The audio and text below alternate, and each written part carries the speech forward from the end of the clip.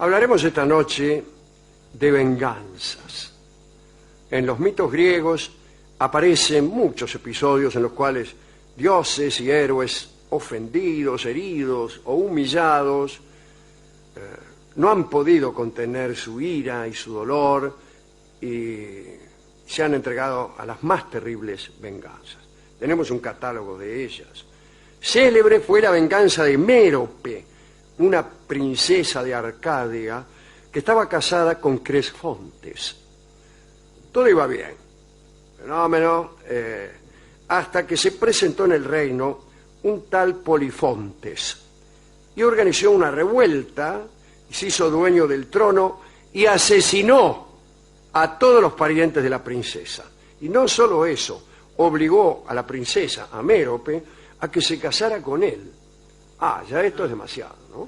Le mató todos los hijos, los parientes, el marido, qué sé yo. Y ahora casar. Le afanó el trono, qué sé, y si además me caso con vos. Bien. Sin embargo, Mérope había logrado salvar a su hijo menor, Epito. ¿Cómo? No repito. Ah, Epito se llamaba el hijo. Y lo envió lejos a casa de unos amigos. Bueno, pasaron los años y la desgraciada reina de Arcadia se mantuvo en contacto con su hijo a través de un fiel servidor que hacía el viaje en secreto. ¿Qué tal, mamá? ¿Cómo estás? ¿Y cómo crees que esté? Bueno, en fin. Pero Polifontes, aquel que era el nuevo rey, sabía que el joven Epito no había muerto. Y esto lo preocupaba. Y dio orden de que se lo buscara a fin de evitar que un día el tipo se presentara a vengar la desdicha de su familia. Y, bueno, ofreció una enorme recompensa al que matara a Epito. Un bando dice, recompensa, el que mate a Epito, tanto. Efectivamente, Epito había crecido y se había propuesto vengar a su familia. Un día se cambió de nombre para disimular, ¿no?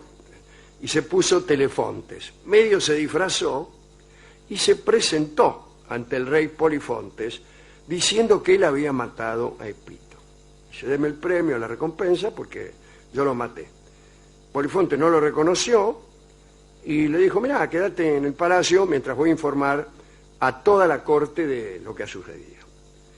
Casi se va todo el plan al diablo, porque Mérope, cuando se enteró de que el asesino de su hijo estaba en la corte, intentó matarlo, sin reconocer a su propio hijo. Pero un viejo mensajero la detuvo. Este viejo mensajero era el único que había reconocido a Epito.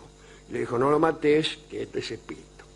Bueno, luego del reencuentro con su madre, se reencontraron, ay, qué cambiado que estás, qué sé yo, y se pusieron de acuerdo para llevar adelante la venganza. Mirá, mamá, vengo porque tengo que vengar de este hombre, en fin. El malvado Polifontes por ahí invitó a todos a celebrar un sacrificio en acción de gracia. ¿Por qué? Por la muerte de Epito. E invitó al supuesto matador de Epito, al que él creía que se llamaba Telefontes, y era Epito. Bueno, lo invitó a sacrificar un animal. Una ceremonia, asistió la propia Mérope, para disimular se vistió de luto. Bien. Pero en el altar, cuando llegó el momento de sacrificar al animal, Epito se dio vuelta y lo ensartó a Polifontes como churrasco de croto. Le clavó el cuchillo en el corazón. La venganza había sido cumplida.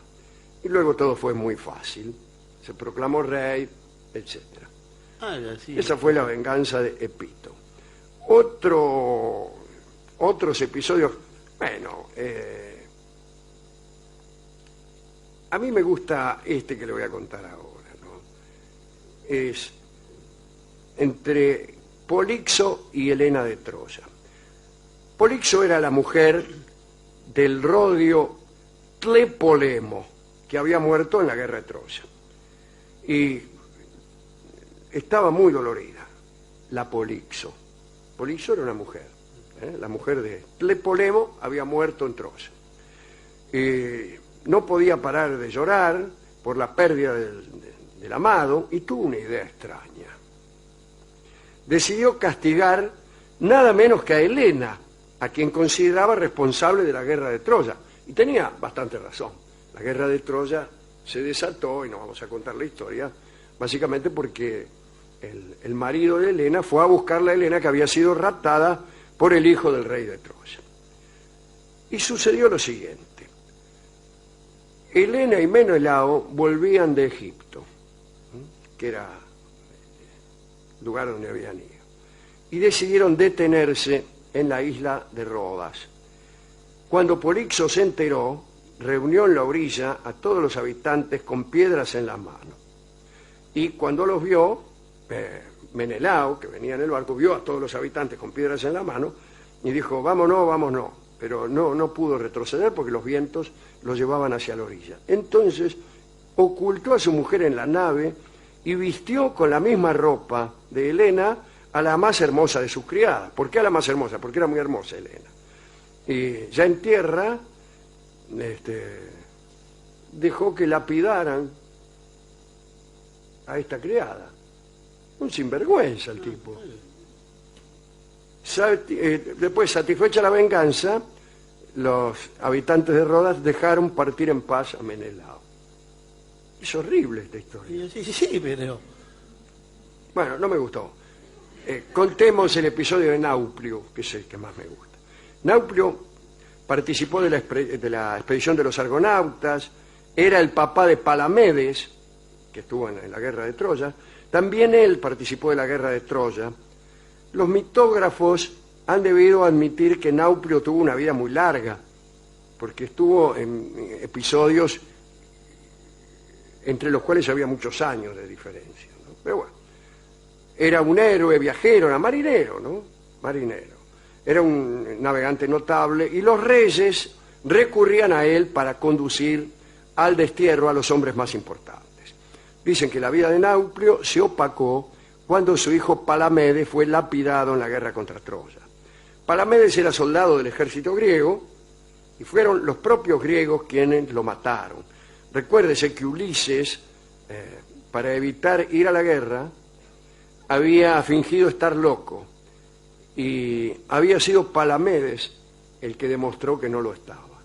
Le tomó una especie de examen para ver si estaba loco y resulta que parece que Ulises estaba arando en un campo y Palamedes puso al hijo de Ulises, a Telémaco, en el camino de los bueyes, y Ulises lo vio y se detuvo, y eso demostró que no estaba loco. Soy loco, pero no estúpido. Sí. O sea, el Es concepto un poco... no es muy freudiano. Sí, Esto, ¿no? un poco Bueno, cegado. pero lo que sí es que Ulises se la tenía jurada a Palamedes. Y un día lo mandó a Palamedes a buscar un tesoro en un pozo y lo lapidaron en ese mismo lugar, ¿no? Este muchacho Palamedes era inventor, había inventado la moneda, o sea, antes de Palamedes no existía el dinero. El calendario también. Antes de Palamedes todos los días eran cualquiera. Las medidas. Todo... Antes de Palamedes todo era igual. En cambio, dividió las cosas en grandes, medianas y pequeñas. Y el mundo cambió. Y también inventó algunas letras del alfabeto. Yo diría que inventó la F, que no existía en el alfabeto griego. Bueno, desde el momento de la muerte de su hijo Palamedes, Nauplio, volvamos a él, consagró su vida a la venganza. ¿Y sabe lo que hizo primero? Hizo que todas las mujeres de los héroes de Troya engañaran a sus maridos. Todas. Todas. Fue a verlas a todas. Y entonces les contaba que o que el marido se había muerto, o que no volvería más, o que estaba con otra, o lo que sea. Y entonces imagínense, la mujer de cualquiera, por ejemplo, Clitemnestra, la mujer de Agamenón, de quien hablaremos muy pronto, lo engañaba.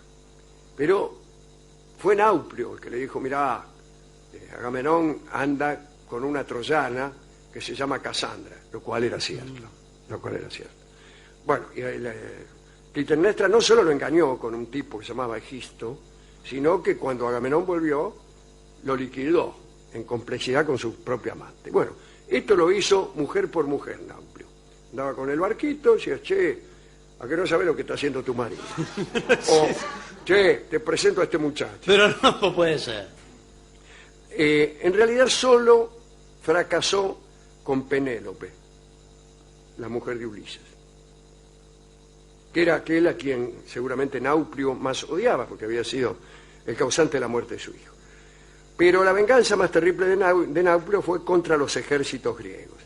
Cuando el grueso de las tropas, a su regreso de Troya, llegó al sur de Eubea, cerca del cabo Cafareo, Nauplio encendió una gran hoguera en los arrecifes.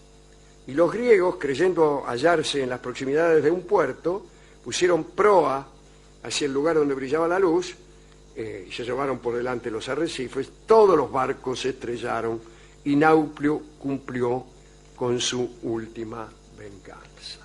Venganza, la diosa de la venganza era Némesis, pero no tiene Némesis una leyenda propia, sino es una de esas abstracciones que tenían los griegos entre medio de los dioses.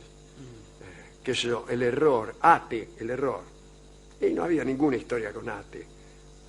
¿Cómo se dice error? Se dice Ate. ¿Cómo se dice venganza? ¿Cómo se dice? Némesis, calculo yo. Yo había inventado hace mucho tiempo una colaboración entre un autor de tangos y un helenista que juntos escribían versos. Y ahí empezaba, dice, Némesis vengadora, acude presto con un nombre secreto entre los labios. Olvido no ha borrado los agravios. La diosa encuentra un taita bien dispuesto que un poco rechiflao por el escabio va a buscar a la mina y le da el pesto. Es una buena yunta esa. Es una buena yunta y va cambiando las metáforas de orden clásico Sí, con algo las más expresiones de ese otro lenguaje académico que es el lunfardo. Hemos ido a la discoteca a buscar un disco de venganzas y casi todos los discos son de venganzas. O mejor dicho, no. No. Vamos a escuchar Ya estamos iguales, que es una forma de decir ya me vengué, ¿no? Y es un tango que no tiene mucho que ver con el gusto actual, con la forma actual de cantar tangos, ni de componerlos, ni de tocarlos. La cantante es Azucena Maizani, que era extraordinaria, pero ninguna cantante canta así ahora. Parece un poco fuera de lo que se usa. La forma del acompañamiento me parece extraordinaria, porque es una forma teatral de acompañamiento. En vez de instalarse en un ritmo orquestal que parece querer que todo el mundo baile, parece padecer de una isocronía insoportable, no, va siguiendo la melodía de un modo teatral, se detiene, se apura, y el resultado es Ya estamos iguales, una letra extraordinaria.